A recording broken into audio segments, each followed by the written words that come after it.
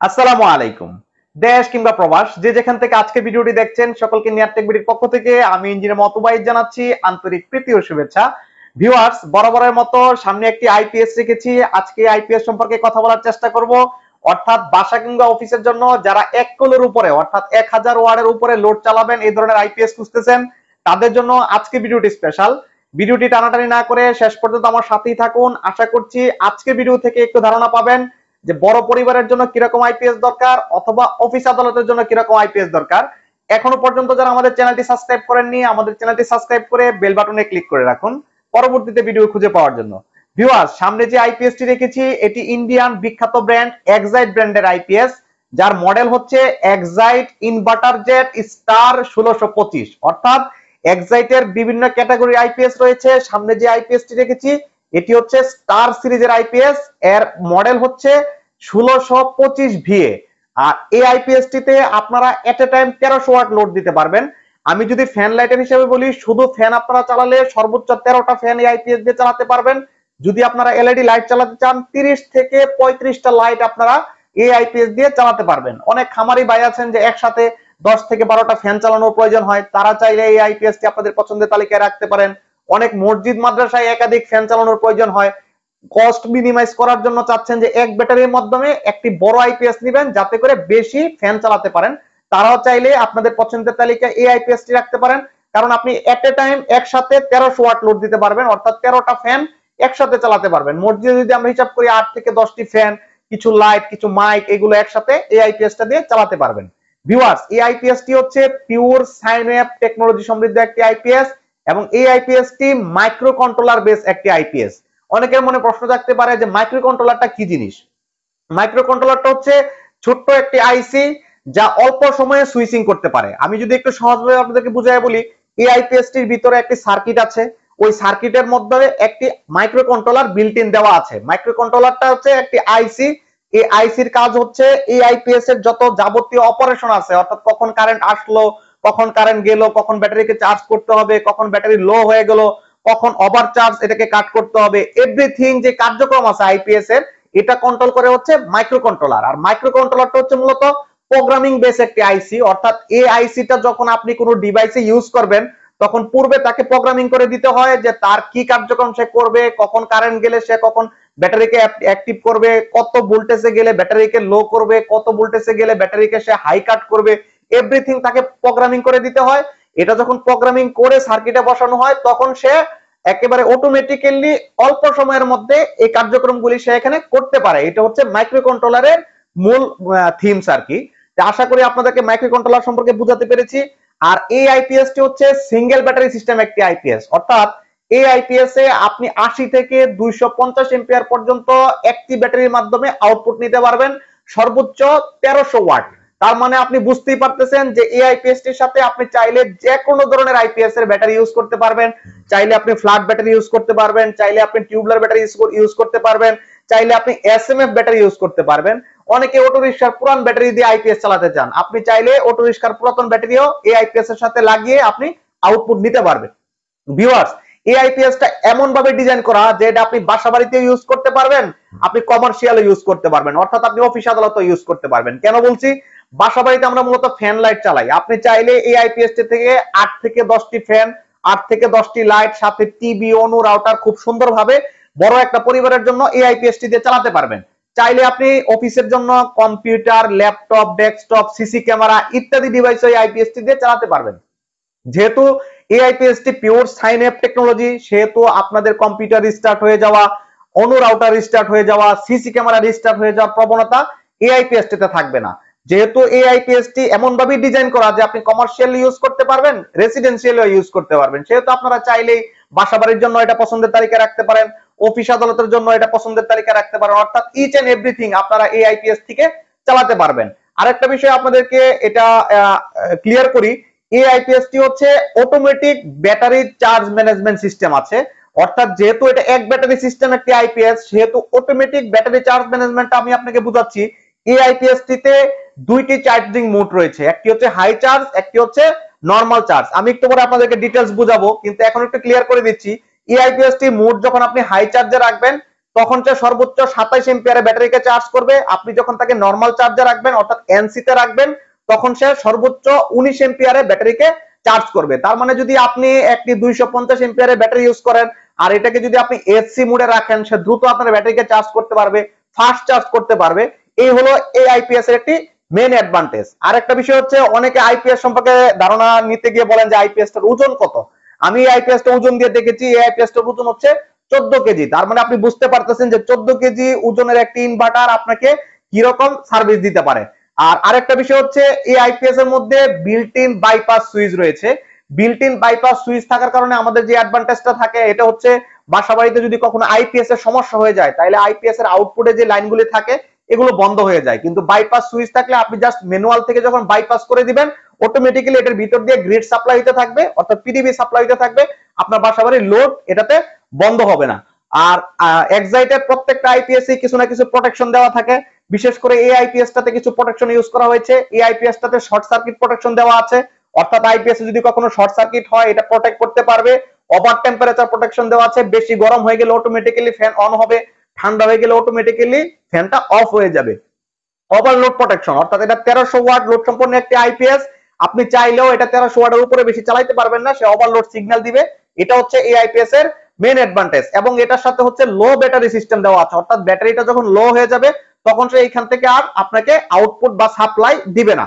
Viewers, অনেকের মনে question জাগতে পারে যে এই আইপিএস টির ওয়ারেন্টি কতদিন।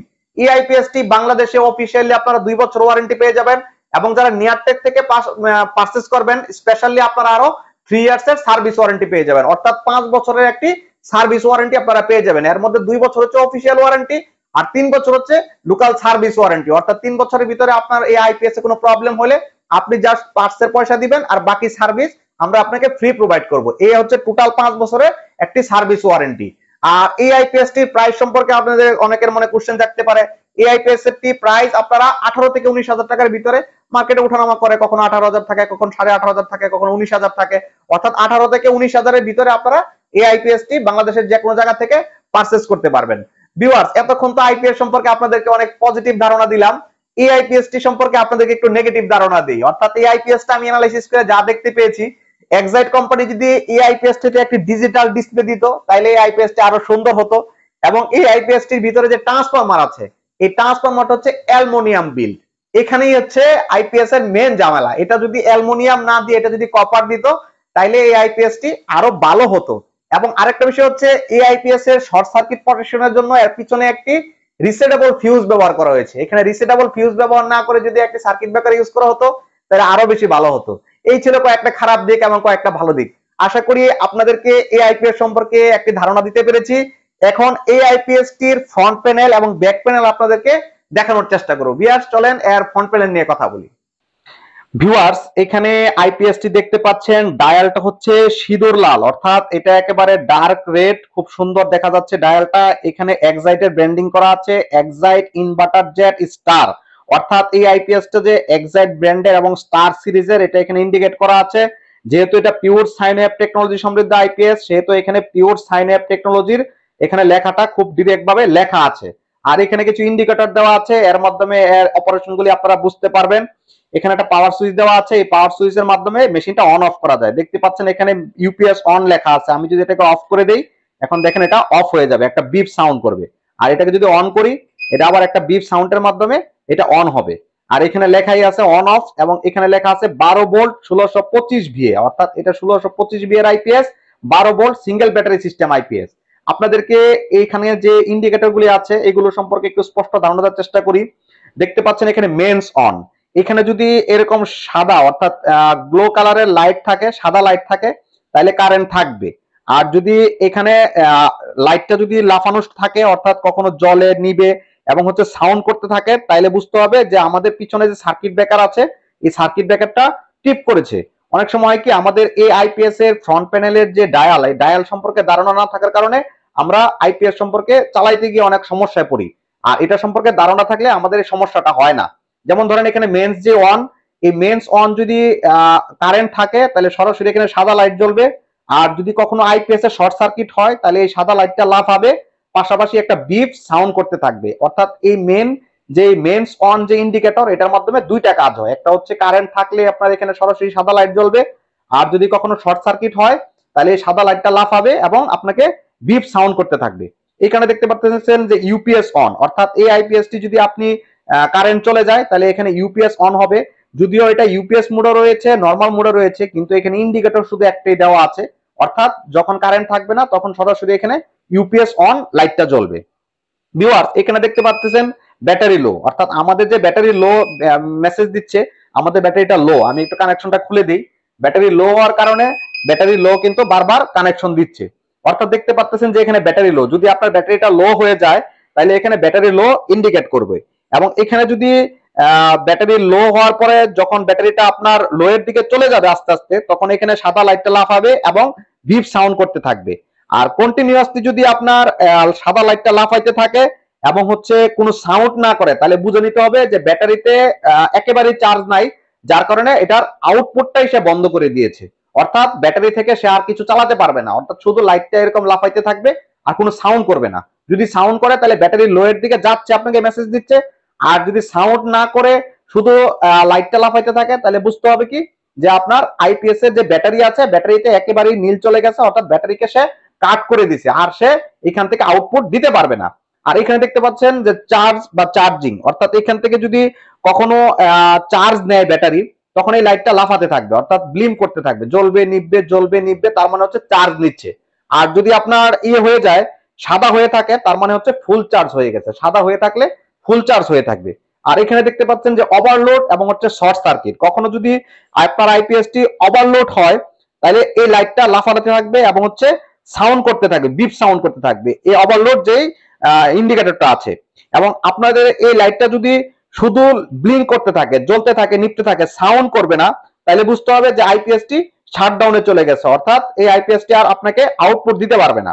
আর যদি এরকম হয় যে আপনার এই আইপিএসটি হচ্ছে কন্টিনিউয়াসলি লাইট জ্বলবে নিভবে এবং সাথে আপনাকে সাউন্ডও দিবে, তাহলে ধরে নিতে হবে যে পিছনে শর্ট সার্কিট হয়েছে অথবা আউটপুটে কোথাও শর্ট সার্কিট হয়েছে, অর্থাৎ আমাদের ফ্যান লাইট কোথাও শর্ট সার্কিট হয়েছে। আশা করি এখানে যে 5টা ইন্ডিকেটর আছে, এই 5টা ইন্ডিকেটর সম্পর্কে আপনাদেরকে ধারণা দিতে পেরেছি। এরপরে যদি আপনাদের কোনো কনফিউশন থাকে আপনারা কমেন্টস করবেন, আপনাদেরকে বুঝিয়ে দেওয়ার চেষ্টা করব। এই ছিল হচ্ছে এক্সাইটের ডায়ালের অংশ। এখন এর ব্যাক প্যানেল নিয়ে কথা বলবো। ব্যাক প্যানেলে কি আছে চলেন ব্যাক প্যানেল নিয়ে আপনাদেরকে ডিটেইলস কথা বলি। ভিউয়ার্স এই হচ্ছে আইপিএস এর ব্যাক প্যানেল। এখানে দেখতে পাচ্ছেন একটি কুলিং ফ্যান ইউজ করা হয়েছে। এই কুলিং ফ্যানটা ইন্টেলিজেন্ট সিস্টেম কুলিং ফ্যান, অর্থাৎ মেশিনটা যখন গরম হবে তখন অটোমেটিক্যালি ফ্যানটা অন হবে, মেশিনটা যখন ঠান্ডা হয়ে যাবে তখন অটোমেটিক্যালি এই ফ্যানটা অফ হয়ে যাবে। আমি পূর্বেই বলেছি এই আইপিএস টিতে টেম্পারেচার কন্ট্রোলিং একটি প্রোটেকশন দেওয়া আছে, অর্থাৎ আইপিএস টা যখন গরম হবে অটোমেটিক্যালি ফ্যান হবে, আইপিএস টা যখন ঠান্ডা হয়ে যাবে অটোমেটিক্যালি এই ফ্যানটা বন্ধ হয়ে যাবে। আমি পূর্বে বলেছি এই আইপিএস টি মাইক্রো কন্ট্রোলার সিস্টেম, অর্থাৎ এই ফ্যানের যে কার্যক্রম এটাও মাইক্রো কন্ট্রোলার কন্ট্রোল করে। এখানে দেখতে পাচ্ছেন নরমাল মোড এবং হচ্ছে ইউপিএস মোড, অর্থাৎ এই আইপিএস টি আপনি চাইলে নরমাল মোডেও চালাতে পারবেন, ইউপিএস মোডেও চালাতে পারবেন। যদি সুইচটা আপনাকে নিচের দিকে ডাউনে রাখেন তাহলে এটা ইউপিএস মোডে চলবে, অর্থাৎ যে অফলাইন ইউপিএস থাকে ইউপিএস এর মতো চলবে। আপনি যদি এটাকে নরমাল মোডে রাখেন তাহলে হচ্ছে আইপিএস মোডে চলবে, অর্থাৎ এটা একটা আইপিএস হিসাবে কাজ করবে। ভিউয়ার্স এটা হচ্ছে ব্যাটারি চার্জিং সুইচ। আপনারা যদি এটাকে হাই চার্জ করতে চান এইচসি তে রাখবেন, আপনারা যদি নরমাল চার্জ করতে চান এনসি তে রাখবেন।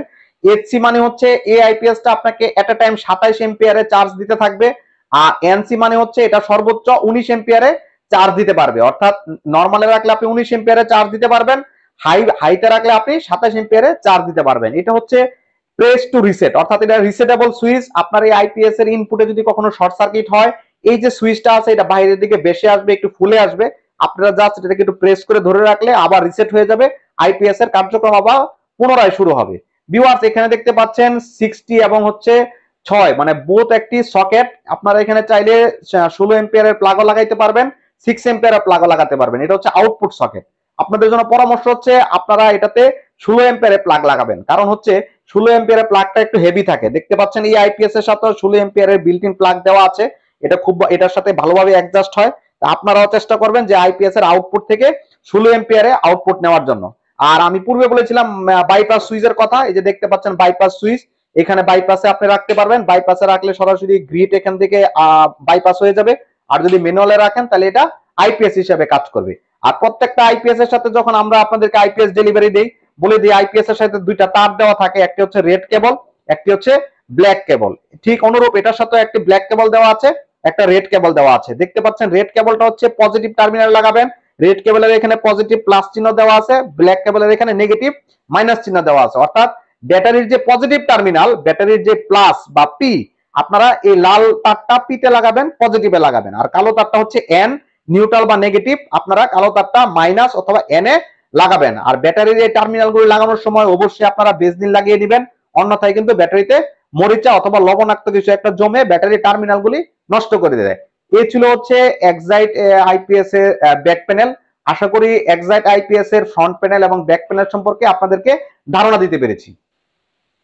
ভিউয়ার্স, এই আইপিএসটি আপনারা পারচেজ করতে চাইলে দেশ কিংবা প্রবাস থেকে স্ক্রিনে দেখানো নাম্বারে আমাদের সাথে যোগাযোগ করে বাংলাদেশের যে কোনো প্রান্তে ঘরে বসে আমাদের কাছ থেকে ক্যাশ অন ডেলিভারিতে অর্ডার করতে পারবেন। চাইলে আমাদের শোরুমে এসে দেখে শুনে বুঝে আপনি আইপিএস নিতে পারবেন। আমাদের শোরুমের অ্যাড্রেস হচ্ছে নিউ এলিফ্যান্ট রোড, বাটা সিগন্যাল সংলগ্ন সাহারা ট্রপিক্যাল সেন্টার, 7ম তলা, লিফটেড 6, 7 নম্বর দোকান। এখানে আসলে আপনি আমাদের কাউকে পেয়ে যাবেন। আমাদের সাথে পরামর্শ করে আপনার চাহিদা অনুযায়ী যে কোনো ধরনের ছোট বড়, কমার্শিয়াল, নন কমার্শিয়াল, সোলার, নন সোলার, যে কোনো ধরনের আইপিএস আপনি আমাদের কাছ থেকে অর্ডার করতে পারবেন অথবা ক্রয় করতে পারবেন। ভিউয়ার্স, আজকে এই পর্যন্তই। দেখা হবে পরবর্তী কোনো ভিডিওতে। সে পর্যন্ত ভালো থাকুন, সুস্থ থাকুন। আসসালামু আলাইকুম।